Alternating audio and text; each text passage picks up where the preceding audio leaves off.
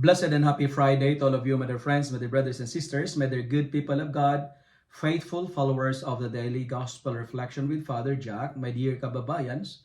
Today is April 11, 2025, and today is Friday within the 5th week of Lent, year C.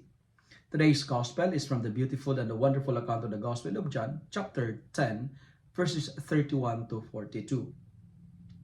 Our first reading for today reminds us that when you stand for righteousness, like Prophet Jeremiah, some people, including your friends, will denounce you.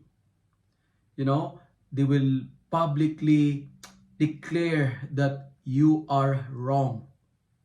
This is a very sad reality when your trusted and close friends are happy to see you stumbling and struggling. And Jeremiah said, and I quote, "All my close friends are watching for me to stumble." And Jesus experienced it himself in our gospel for today. And even in his experience, Jesus, his disciples Judas betrayed him with a kiss. It is very sad when people whom you trusted will disown you and will betray you. It is inconsolable when children forsake and abandon their parents. It is depressing when leaders of country will abandon their constituents and promote and exalt themselves and enrich their pocket.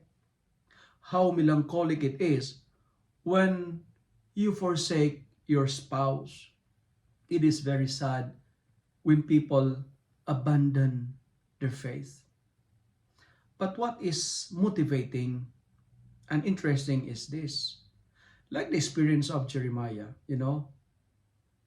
God will always protect you when you stand for righteousness. God will protect the righteous. God will deliver the life of the needy from the hands of evildoers. Friends, this is the message that I would like to share with you today. When you are falsely accused, call upon the Lord. Trust the Lord. Why? Because the Lord, like a dread warrior, will defend you.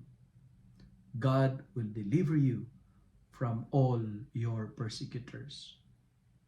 As what our opening prayer tells us today,